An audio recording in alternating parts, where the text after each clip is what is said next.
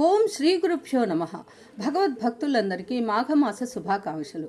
ఈరోజు మాఘ బహుళ షష్ఠి మంగళవారము. దీన్ని సుబ్రహ్మణ్య షష్ఠి అని కూడా పిలుస్తారు. మంగళవారము షష్ఠి కలిసి వస్తే సుబ్రహ్మణ్యుడికి ఎంతో ప్రీతికరం. ఈరోజు సుబ్రహ్మణ్య స్వామి యొక్క జీవిత చరిత్ర విన్నా చదివిన సకల శుభాలు కలుగుతాయి. పూర్వము దక్షయజ్ఞములో యోగాగ్నిలో తన శరీరాన్ని సతీదేవి దగ్ధం చేసుకున్న తర్వాత పరమేశ్వరుడు విరక్తి చెంది తపస్సులో మునిగిపోతాడు. అప్పుడు తారకాసురుడు అనే యొక్క రాక్షసుడు బ్రహ్మదేవుడి కోసం ఘోరంగా తపస్సు చేసి శివపుత్రుని వలన మాత్రమే తాను మరణిస్తానని వరం పొందుతాడు. ఆ వరగర్వంతో ముల్లోకాలను పీడించసాగాడు.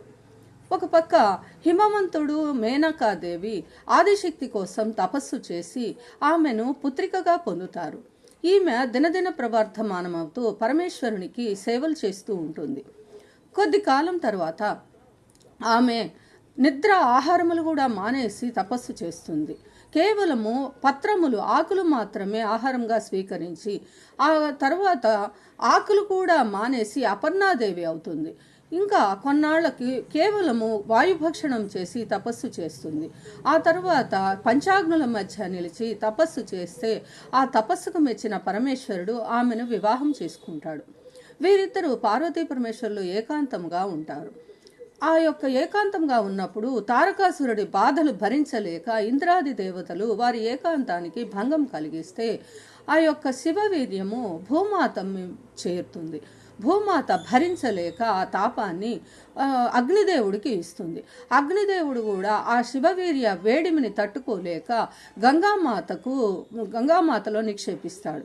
ఆ తర్వాత గంగామాత శరవణ తటాకంలో వదిలిపెడుతుంది.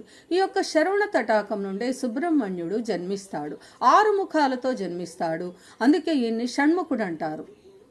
ఈయనకు కృత్తికలు పాలిచ్చి పెంచుతారు. అందుకే కార్తికేయుడయ్యాడు. ఆ తర్వాత ఈయన పెరిగి పెద్దవాడే పరమేశ్వరుని వద్ద యుద్ధ విద్యలు అభ్యసించి తన యొక్క శక్తి ఆయుధంతో తారకాసురుని సంహరించి లోకాలన్నిటికీ మేలు కలిగిస్తాడు. ఈ యొక్క కుమారస్వామి దేవతలకందరికీ సైన్యాధ్యక్షుడు అవుతాడు. ఆ తర్వాత భిల్లరాజు కూతురైన వల్లీదేవిని వివాహం ఆడుతాడు. తర్వాత ఇంద్రుని యొక్క కుమార్తె అయిన దేవసేనని వివాహం చేసుకుంటాడు. ఈ యొక్క కుమారస్వామి వాహనము నెమలి కుక్కుట ధ్వజము కలిగి ఉంటాడు. ఈయన్ను పూజించిన సేవించిన సంతానము లేని వారికి సంతానము, వివాహము కాని వారికి వివాహములు, ఇహలోకంలో సౌఖ్యము, పరలోకంలో మోక్షమును కూడా అనుగ్రహిస్తాడు. ఈయన్ను ఓం గాంగేయం వహ్ని గర్భం శరవణ జనితం అంటూ కీర్తించాలి.